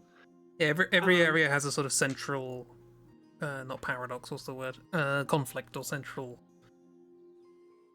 Oh, there's a word, but it's not in my head. Anyway, dichotomy of some description. And one way of solving the dichotomy aids fame and fortune, and one way aids life and death. And you don't necessarily know which one's which when you first play if you haven't explored all of the options first. So yeah, you can definitely screw things up here. Maybe I was about to say, how adventurous do we want to go with this? We're not making this game. But maybe there's like a thing like deep in the caves. There's somewhere we're going that's kind of like the big cave thing. But you don't get there until you've done all of the memories, and how you play out the memories will affect what that place is like when you get there. Because you're essentially you are playing the history, and what you do in the history affects what things are like in the present. And as far as the world is concerned, these are things that have happened. But as far as the game is concerned, your actions are affecting things. That's kind of what I meant, not consequences, but like it affecting. Right, okay. Thank you for actually putting words to my thoughts. Oh, that's fine. I don't know how words work either. So, together, we can put our half brains of words to something approximating a whole brain. Almost not a language. I mean, two people here, English is their second language, and of two people here, we studied in areas where we literally try to avoid using words as much as possible and have and summarize everything down into just weird archaic symbols. So definitely all the people you want to have a conversation with. All the people who should be writing a story. Yeah. People who should try and explain it to each other. Yeah, exactly. the blind leading the blind here as we're trying to look through the dictionary. Yeah, I do like that idea of like, even as you're playing through these memories, you can still change what happened. Yeah. I mean, even if we don't go the route of how you do things affects the world at large, if we do this thing where if we're doing this thing where it's like the memories that we're looking through are the memories of ghosts that are stuck in a waiting line, maybe going through the memories with them is essentially like their pre-afterlife therapy session, so we essentially are helping them get through their paperwork. Yeah. I'm playing a game at the moment, Cozy Grove, which is basically that. There's a bunch of ghosts, and they've got to sort things out before they can move on. Yeah, let's do afterlife admin via the method of going through their memories. Afterlife admin. I do like the idea that these three characters don't really have any idea of what's going on, but each in like a different way. Of like, if they came together, they could probably fill in the gaps. But also, none of them have any idea what they're talking about. They're a trio in this game. They have to be idiots. Because neither of the three were like actively involved in what was happening, so they all have like their own like shorthand essentially for things of like, oh, there was this big light, or there was a noise, or or the wizards were doing something, but oh, the higher admin of the city was doing something, like they all have pieces, like third Who all hands. knows Eternal Darkness? Does anyone here know the horror game Eternal Darkness from the GameCube? I do. No. Okay, so in Eternal Darkness, which is a crime that it hasn't been ported anywhere or remade anywhere, that game is so good. So you start in the main line, you're a character in quote-unquote modern time, and you're going through this mansion thing because your uncle, I think, died and left you some stuff with the will, but it turns out, hey, there's weird cosmic horror stuff going on in the place and literally in the basement as well, and you're trying to figure things out. And throughout parts of the game, you end up also playing through the storyline of other people in the past who've also been affected by this thing, who their various actions set up what your uncle had access to and then what you eventually have access to. And you, the player, learn what's going on from each of these individuals in the past, but none of them ever interacted with each other, and they haven't shared information with each other, and none of them individually know what the hell is going on. But by the time you get to the end of it, you can sort of piece together what's going on, and you can end whatever nonsense cycle is going on here. I want to play that. It's neat. Really cool. Although it's a horror game both internally, and then it also gets meta with it. The game has this insanity mechanic where basically if you're interacting with these cosmic horror nonsense too much, their sanity meter goes down and weird things happen. Or you perceive it to be that weird things are happening. But it's not just internal thing. It's not just an internal thing like with the, we've now got the drunk vision going on. One thing that the sanity meter can do if it goes too low is that the game will pretend to shut off. Whoa. It will. When you go to save, it'll put up a menu saying, "Are you sure you want to delete all your saves?" And you'll say no, and it just starts deleting all your saves. Like what? Oh my and god. that's a sanity effect. There's some great stuff. The game basically looks like it's breaking as a sanity effect because it's not, it's not just the character, it's you. You are being affected by this. And this is on the GameCube. This is an old game. Yeah, Jesus. I thought Amnesia was first with the sanity meter. I think I don't know if they tried to like trademark it or something along those lines. Because it was a new idea. Surprise me. If that was the case, this would be a disappointed but not surprised thing, given the fact that I know that the reason why loading screen games died a quick death is because a company trademarked it, and then everyone's like, well, guess we can't do that. Although that trademark is up now, so hey, anyone who wants to do mini games or whatnot in loading screens, now's your chance.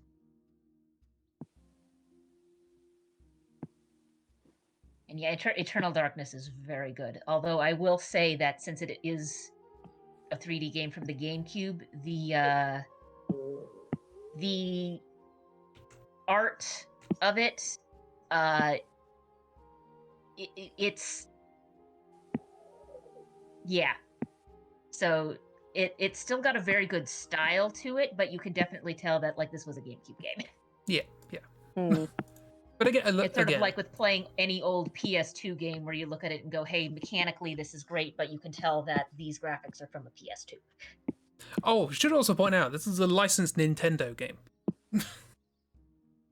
And Which is probably why it never got ported anywhere, because Nintendo hates making money on old games. Yeah, but the weird thing about it is like some stuff happens in this game. This is a dark game. And it's like, it's also an official Nintendo game. There's something weird about that. Like, Shigeru Miyamoto is a producer on this game. That's pretty fucked up too.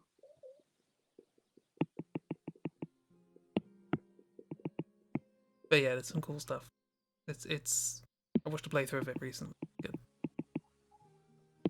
Yeah, it's got like, it says on the Wikipedia page, generally, where is it? It has been regarded as one of the greatest games of all time, as well as one of the best horror games ever made.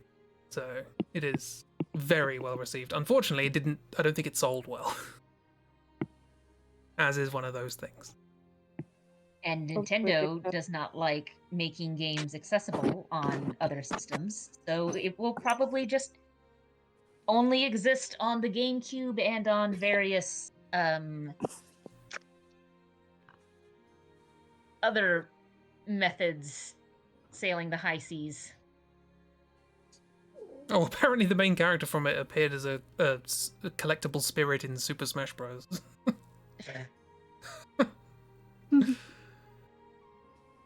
They tried to make a sequel, but didn't get enough money on Kickstarter, which is a shame. Or like a spiritual sequel.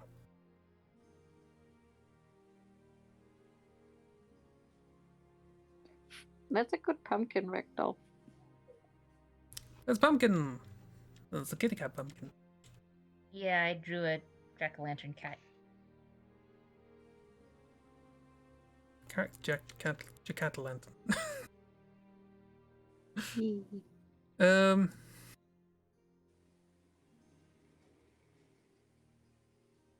Yay, look at that. Decisions! Christy's making decisions! In a very good as yours thumbnail kind of sketch. Yes, very good. This thumbnail that I'm doing right now is just words. Sometimes you need words, okay? I mean, I don't know how you would make this clear unless you made like 17 more thumbnails. Yeah. So. Like, particularly given that we don't really know how the story is being played out, that's playing in flashback, and what it's affecting in the modern world. I guess that's next time. We'll try and work that out. So. That seems like a decent little project. Well, because we don't really know exactly what happened with the forest beyond PhD shenanigans and explosion of trees, quite literally. Yeah, I'm wondering if is the thing at the end of this the Red Lake, or is it something else that leads to the Red Lake? I think by the time we get to the end of these memory things, we're probably either at the Red Lake or like right at the entrance of the Red Lake.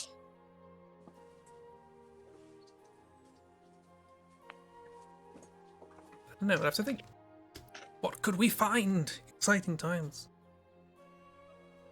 Yeah, just jump right into the floor soup. See what happens. Yeah, and then that happens, and you forget all about it, because now suddenly you're talking with the metaphysical embodiments of life and death.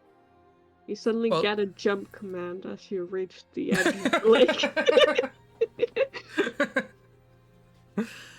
No. There's a button on the controller that has done absolutely nothing this entire game. Nobody's ever said you could jump. You've never had to jump before. For the platforming on the viaduct, you just run until the edge and then will automatically jump. Yeah. Ocarina of Time rules, you know? It's a bit clunky, but you know, it does the job.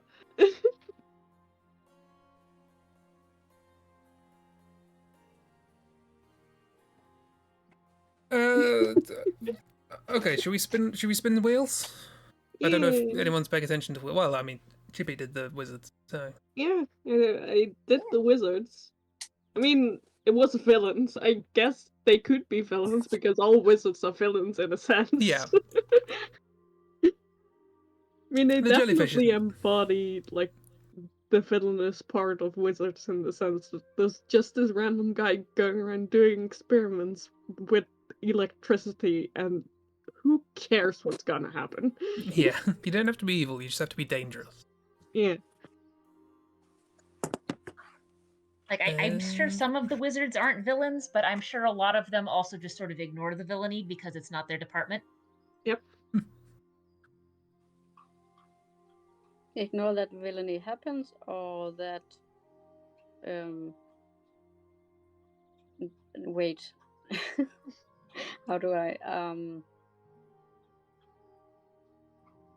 That, that like they should be villains.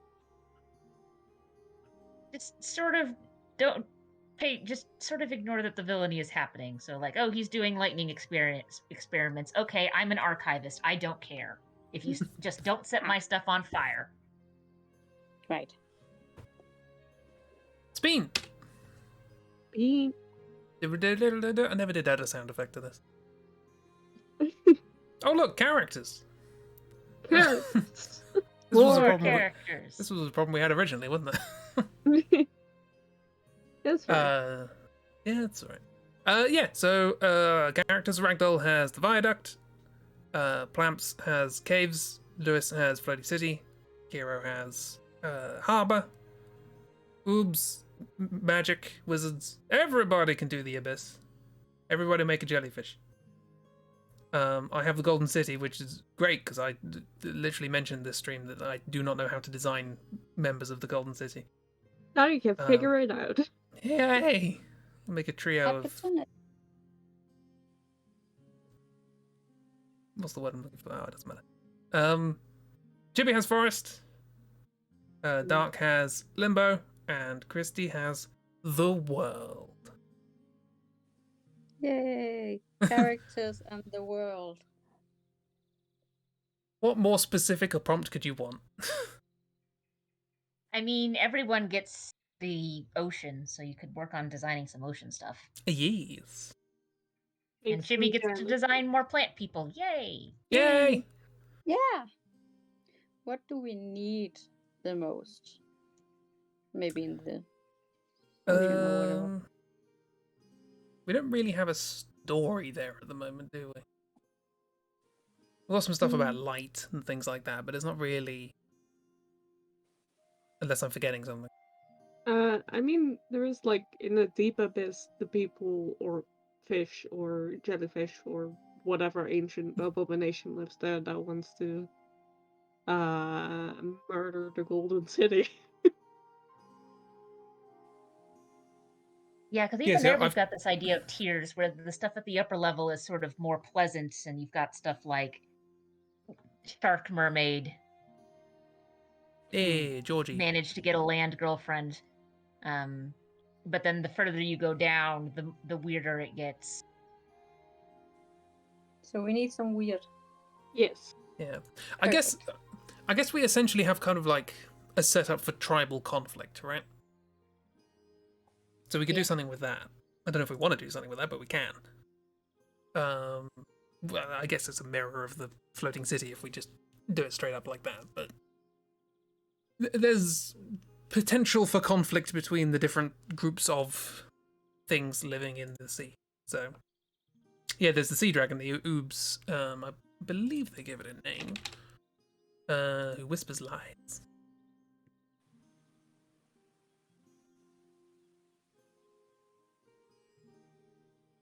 But yeah, you can just make some weird sea creatures if you want, Christy. Oh, that's not going to appear on screen. We need some more of those. Yay! I think I'll do that then. Spaghetti! Let's go back. Swoosh. So that I can show the thing. No, not like that. Aha! The third and where, apparently. It looks cool. And very big. Oops is handily put a 1 meter marker. A claw on its hand is a meter. So big. That's the lowest tier. It's a big. Has to have enough room. Yeah. This thing goes outside of the render distance for the game. Oh, absolutely. They modelled a tail, but you'll never see it. I was thinking perfect. You only have to model the front half. Nope. No, this game is way too much work for everyone involved. Even the player. Yeah. Mm-hmm. Yeah, we did have a little story involving this character, and I've completely forgotten what it is. So.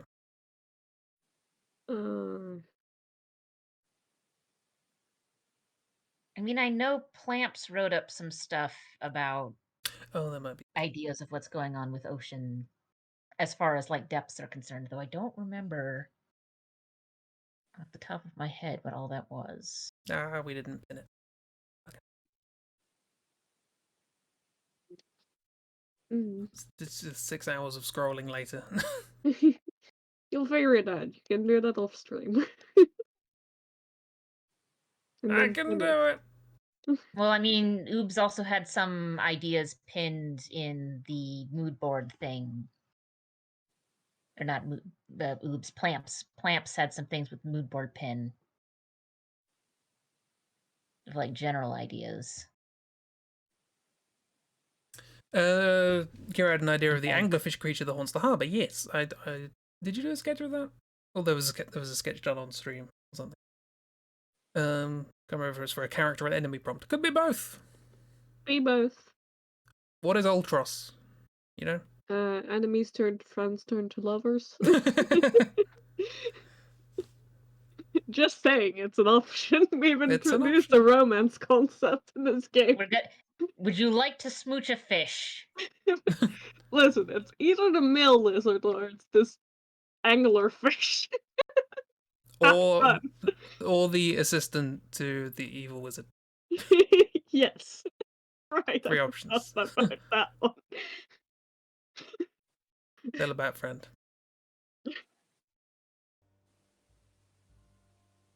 I mean, who wouldn't want to romance a cute little bat friend? He's Most... cute. Yeah. God. The weirdest love interests. But also, yes, I'm fully on board. Chibi, you've been playing through a game where you romance serial killers on a beach. Yeah, but this is not really a romance game. I mean, I don't know what Project Via is at this point, but I don't think it's explicitly a dating sim. It just inexplicitly has romance options. And those romance options are not what you'd expect. I think that makes it weirder. Well, there's plenty of RPGs out there that have romance options, especially ones that are a little bit more open-ended. So the Dragon Quest games all have romance options. And you've got Skyrim. You've technically got romance options. The Persona games, you have romance options, though the story in those is more linear, though your choices are all over the place. Witcher. Yeah, and you have got Witcher, where you've got some about romance it. options as well. You've got romance options and hookup options, and those are disconnected. Oh, most of those. I was watching a couple of streamers play through. They were playing through the first two Witcher games so that they understood what was going on for the third one, and they knew going in. They knew going in how much of a slog some of those were going to be, and also they knew going in about the hookup options. And so they basically put they made a sensor screen where basically they had I don't remember his name, but it's a character from the Fate series who's just looking at the camera with like a very judging expression that they just toggle on anytime the boobs would show up. Great. And that's a lot. Oh, yeah, the romance options aren't mandatory. Here. No. You can choose to romance these creatures. But There's definitely a Guillermo del Toro one. It's just We need Guillermo a del fish Toro. No, just Guillermo del Toro. Toro is in this game. Hey, he was in Dead Island. It's fine. If he can be a scientist in Dead Island, he can be a fishman in this game. Fair enough, I guess. He's just making little flip books underwater. So, hey, do you want to see my new flip book? It's about a puppet. Uh, I need to sleep, y'all. yes. Okay, let's end. Thanks everybody for coming along. Yeah. This is good. Getting more ideas and actually putting things together in ways that make sense, which is terrifying. And also so many tangents today. Yeah. I was thought we were spooky. doing better, but then, No. you know. I mean, in my defense, No, hey, King Vader. male is still relevant. I mean, listen, I was like part of, I actively did some tangents, so not blaming you at all. Not blaming anyone here in particular. Blame me, I'm in charge. I am responsible. No. You're responsible? I am, according to the technicalities of the circumstances, I am responsible. That doesn't mean I'm a responsible person. Did you sign a contract? Yes. Mm-hmm. Didn't you? I sent them. I never received anything. Oh, I wrote them in blood and everything. Maybe they ended up in the ocean when they got sent through the mail. Oh, bloody penguins. I mean, I don't know what penguins are delivering between the North Sea. That's why they got lost, probably. Yeah. Thanks for coming along. I'll be back on Tuesday to play more Clive Barker's Undying. Clive Barker's Patrick Galloway. Clive Barker's Undying from the hit game Undertale. Now made by Clive Barker. Clive Barker's Undying Tale. Spin-off. It's a bit strange. One of the skeletons offers you spaghetti. It's whatever. Yeah. Thanks for coming along, everybody. Hope you had a good time. Hope you're having a good time, Kira. Goodbye. Bye.